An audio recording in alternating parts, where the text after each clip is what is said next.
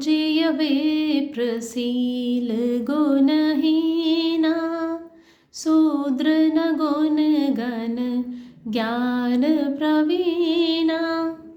प्रणाम। जय शिव शिवा। गोस्वामी तुलसीदास जी ने रामचरितमानस की इस सुंदर चौपाई में क्या कह दिया।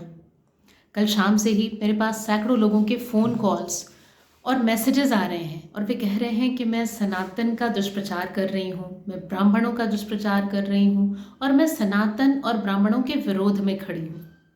कौन सा सनातन, कौन से ब्राह्मण, किसकी बात कर रहे हैं आप? पहले शब्दों का तो अर्थ बताइए। ब्राह्मण किसे कहते हैं और सनातन कौन है? क्या है सनातन? एक शुद्ध सनातनी हिंदू हो अगर, तो सबसे पहले जाओ, तुम्हारे घर में एक रामचरितमानस की पुस्तक ज़रूर होगी, क्योंकि तुम में से ही किसी एक ने मुझे ये चौपाई लिखकर भेजी और मुझे ये कहा कि मुझे इसका अर्थ जानना चाहिए और ये लोगों को बताना चाहिए। मैंने कहा बहुत अच्छी बात है, ज़रूर। तो सबसे पहले अपने घर में रामचरितमानस की पुस्तक उठा लाओ और उसमें अरण्य कांड खोल लो। उसके बाद ये चौपाई पूरी पढ़ना मेरे साथ। पूरी पढ़ोगे तभी इसका अर्थ समझ पाओगे कि असल में गोस्वामी तुलसीदास जी क्या कहना चाहते थे। उन्होंने लिखा, सापत ताड़त परुष कहंता विप्र पूज्य अस गावहि संता पूजिय विप्र सील गुणहीना शूद्र न गुणगन ज्ञान प्रवीणा। यहाँ गोस्वामी तुलसीदास जी ने कहाँ ब्राह्मणों को सर्वश्रेष्ठ और शूद्रों को निकृष्ट बता दिया। अर्थ का अनर्थ बनाना बंद करो।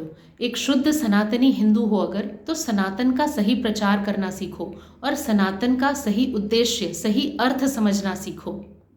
गोस्वामी तुलसीदास जी ने इस सुंदर चौपाई में बड़े प्रेम से एक भाव को रखा है।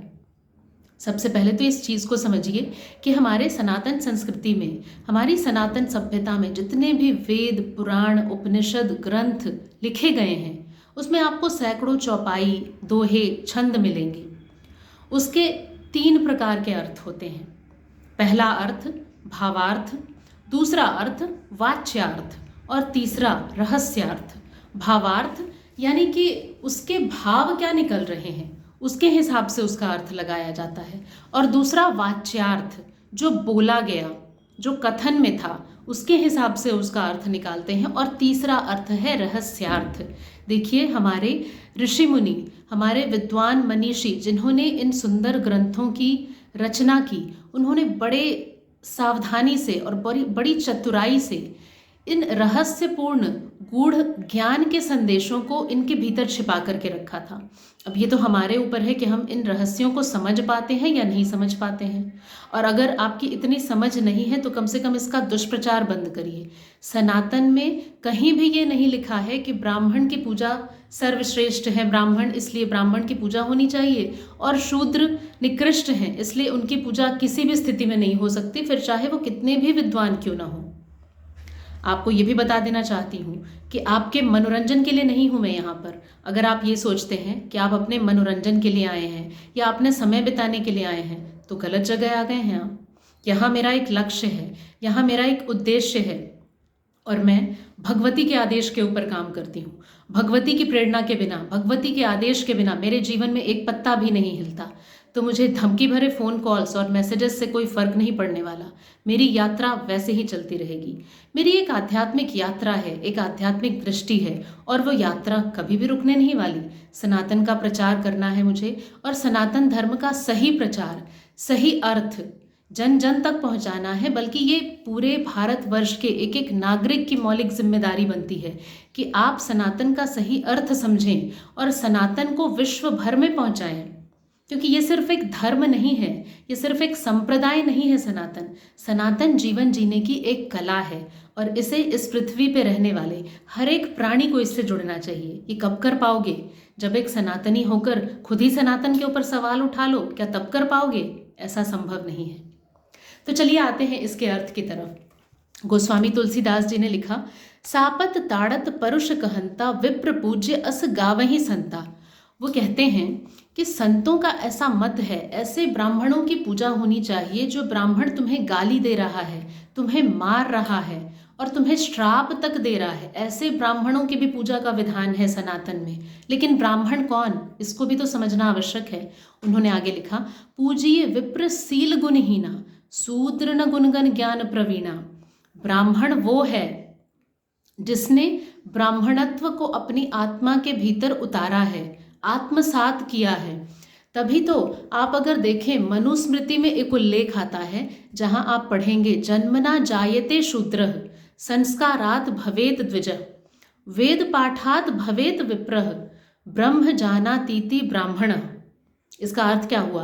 अर्थ ये है कि जन्म से तो हम सभी शूद्र हैं। मैं भी शूद्र हूँ, तुम भी शूद्र हो, और हम सभी शूद्र हैं। कोई ब्राह्मण नहीं है यहाँ। ये तो हमारे कर्म, हमारा गुण, हमारा आचरण ही तय करता है कि हम ब्राह्मण बनेंगे या शूद्र ही मर जाएंगे। अगर ऐसा नहीं होता तो आप याद कीजिए, ये वही सनातन संस्कृति है, ये वही सनातन सभ्यता है जहाँ एक क्षत्रिय कुल में जन्म लेकर विश्वामित्र भी ब्राह्मण कहलाते हैं और ब्राह्मणों की सी विद्वता का प्रचार प्रसार करते हैं। ये वही सनातन संस्कृति है जहाँ परशुराम ब्राह्मण कुल में भी जन्म लेकर अपने कर्म के द्वारा क्षत्रिय कहलाते हैं। और मत भूलिए कि ये वही सनातन संस्कृति है, ये वही सनातन सभ्यता है जहाँ वाल्मीकि और वेदव्यास जैसे महर्षि विद्वान हुए हैं। क्या अब इनकी विद्वता के ऊपर भी प्रश्न चिन्ह उठाओगे तुम सभी? क्या उनके ऊपर भी प्रश्न उठा लोगे तुम सब? अरे उनका जन्म तो शूद्र कुल में हुआ था, फिर वो ब्राह्मण कैसे कहलाए? है इसका कोई उत्तर तुम्हारे पास? नहीं होगा, क्योंकि अगर खोखले सिद्धांतों के ऊपर चलोगे तो तुम्हें हारना ही पड़ेगा। जीतने के लिए तुम्हें सत्य का सहारा लेना पड़ता है और ईमानदारी से आगे बढ़ना पड़ता है। तो सनातन का दुष्प्रचार बंद करो, क्योंकि सनातन वो संस्कृति है जिसने भगवत गीता का समर्थन किया है। हमारी सनातन संस्कृति में, भगवत गीता में श्री कृष्ण ने क्या कहा याद करो। उन्होंने कहा, चातुर्वर्णम मया सृष्टम गुण कर्म विभागशः। मतलब श्री कृष्ण कहते हैं कि मैंने समाज में 4 वर्णों को बनाया है, लेकिन उनके कुल के आधार पर नहीं, उनके जन्म के आधार पर नहीं, उनके गुण, उनके आचरण के आधार पर कि वो कैसे कर्म करते हैं। उनके गुण, आचरण और कर्म ही तय करेंगे कि वो ब्राह्मण होंगे, क्षत्रिय होंगे, वैश्य होंगे या शूद्र होंगे। तो फिर हमने ये तोड़ मरोड़ करके अपने ग्रंथों को क्यों परिभाषित कर दिया है? अपने निजी स्वार्थ सिद्धि के लिए। अपने निजी स्वार्थ सिद्धि के लिए सनातन का दुष्प्रचार बहुत निंदनीय है। मैं इसकी कड़ी निंदा करती हूँ, घोर निंदा करती हूँ, और कभी भी इसका समर्थन नहीं करूँगी। इसके विरोध में मैं हूँ खड़ी, ब्राह्मणों के विरोध में नहीं खड़ी हूँ, सनातन के विरोध में नहीं खड़ी हूँ, लेकिन सनातन का दुष्प्रचार होगा तो उसके विरोध में खड़ी हूँ। सनातन को खोखला आधार क्यों दे रहे हो तुम सभी? सनातन को अपने स्वार्थ सिद्धि का साधन मत बनाओ। ब्राह्मण होना गर्व की बात है, लेकिन कब? अगर तुम्हारे आचरण में ब्राह्मणत्व है, अगर तुम्हारे कर्म में ब्राह्मणत्व झलकता है, तब तो ब्राह्मण होना श्रेष्ठ है। और ऐसे ब्राह्मणों की नित्य पूजा होनी चाहिए। यही तो कह रहे हैं गोस्वामी तुलसीदास जी। उन्होंने कहा कि ऐसा ब्राह्मण जिसकी आत्मा में ब्रह्म तत्व है, जिसने ब्राह्मणत्व को अपनी आत्मा में धारण किया है, और ऐसा ब्राह्मण अगर तुम्हें श्राप भी दे रहा है, तुम्हें मार भी रहा है, तुम्हारे गाली भी देता है, तब भी ऐसा ब्राह्मण पूजनीय है। और शूद्र, अगर उसके आचरण एक ब्राह्मण की तरह हैं, अगर उसने अपने आत्मा में ब्राह्मणत्व को उतार लिया, तो फिर वो शूद्र कहाँ रह गया? आपने देखा मनुस्मृति में जो चर्चा मिलती है, जन्मने जायते शूद्रः संस्कारात् भवेत् द्विजः वेद पाठात् भवेत् विप्रः ब्रह्म जानातीति ब्राह्मण। जन्म से तो सभी शूद्र हैं और संस्कार से ही वे द्विज बनते हैं। वेदों को पढ़ने के बाद वे विप्र बन सकते हैं और केवल ब्रह्म तत्व को अपने हृदय में, अपनी आत्मा में जानने के बाद, धारण करने के बाद ही वो ब्राह्मण कहलाते हैं। तो सनातन का दुष्प्रचार बंद कीजिए। सनातन का सही प्रचार करेंगे तो आपका भी कल्याण होगा और मानवता का भी कल्याण होगा। ये बहुत ज़रूरी है।